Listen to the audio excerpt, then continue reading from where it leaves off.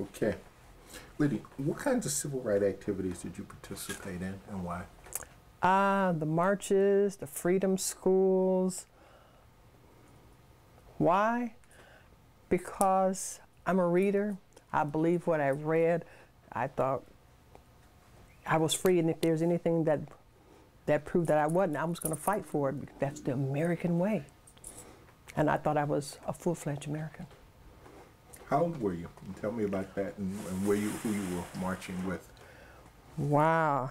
I started in, I think, probably middle school, probably 7th, 8th grade, with Janetta Robinson and Ma Simpson, we called her, because they started this community thing, community center, and we were one of the first kids they had, and they were just like, they motivated us. They made us believe things, you know, like you can do certain things. Like, and we bought into it like, yeah, we could do this. And so, here we were. What kind of experiences did you have marching? Tell me about the things you remember most. Camaraderie, the friendships, the singing of the songs. There was no fear. We were all there for a reason, and even the freedom schools that we went to, nobody skipped school and went anywhere else. We went to the freedom schools. We left school and went there and listened to the workshops. We actually went. No one was skipping school. We were all motivated into this stuff. Tell me about the freedom schools. What were they? Freedom schools, it was like a couple days. People just left out of school, and schools weren't docking you. We left school. We were this is our protest. And we went to these freedom schools down at St. Boniface and Father Gruppy, and we were getting history lessons. History we had not gotten in school. We were learning our history. What weren't you getting in school that you got into freedom school? Our history. I mean, a lot of black history that was never touched on. That's what got me started into delving into history stuff. I mean, why don't I know this? And that got me to researching and reading more and more.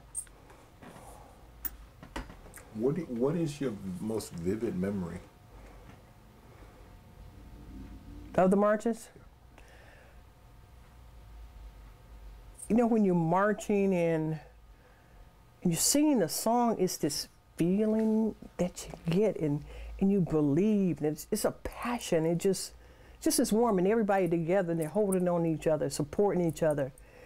Oh, I might get teary-eyed here, but it was real. It was really real. Excuse me. What about the opposition, though? Did you feel the opposition? You know, people look at you and you could see the hate in their eye, but it didn't matter. It's like, we're coming. Not to get you, but we're coming because you have something that we want to share in. If you don't want to give it, we'll just, I don't want to say take it, but we want our share. We're taxpayers. We want our share. If I remember walking, and it's strange, walking down the area now that used to be a white area. We walked down Locust. We went from Locust, from like, what, 3rd and 4th, and we walked into Sherman Park. Sherman Park was a white area. And when I look at Sherman Park now and what it was, it's like, wow, the change, the flight. When black folks, you know, the borders, as black folks moved, the people ran. They ran. And all that we wanted to do was share the pie. Tell me, did you march across the Gruppy Bridge? I didn't. I went on every march except that one. My mom wouldn't let me go. And that's what I really wanted to go, but I didn't. But I heard the after fact. We saw the news. It was like, it was really rough. What was the city like back then? Growing up, believe it or not, growing up in Milwaukee, if you weren't aware of other things around you, it was a nice place to grow up. Milwaukee was clean. The black population wasn't that big, but as the black population grew, it moved. It kept moving north. And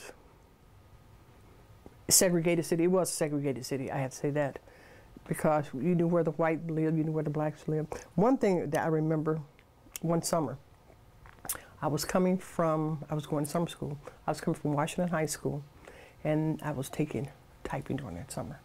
I was on the bus stop. I will never forget this. I've never really been called a name, but I was on the bus, and these white boys passing, put their head out the car. Hey, nigga, go home. I mean, the hurt. I was just wiped. The way they said it and looked, I was like petrified. Let me get on this bus, go home. I was more terrified I was hurt. How they cut me with those words. How old were you? Ooh. It was right before I got into high school, what, 13 maybe?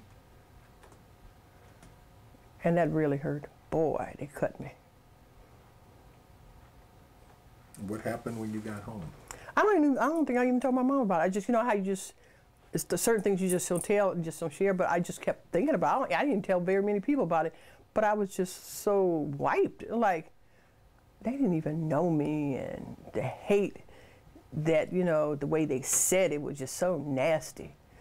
I said, I ain't doing nothing. I'm sitting here coming from from school. A little skinny girl. I'm a little skinny person, minding my own business. Do you think the marches were successful? Yes and no. When we say yes, we integrated. People can live where they want to live. No, with integration comes the dispersion of our community. As a community, as a whole, if you stay together, we have more power, and we just disperse and we don't have that community anymore. And that's what integration did. Are race relations better today? I want to hope and say they're better. For our younger generation, I think they are. My generation, we still look at things kind of strangely and don't believe people. Young folks run into the wall when it hits them. They'll ask you, why didn't you tell us? But then the white kids, they hit that wall too, wanting to know why can't they be friends or why can't they do certain things. I think for the younger generation, it's less of a problem, but there's still things out there. And I've talked to even young white people, and they get puzzled, wonder why people did certain things to these people. And I tell them because it's racist. And for them, it's like, why? And they become puzzled, and it's still that reason of why on their part.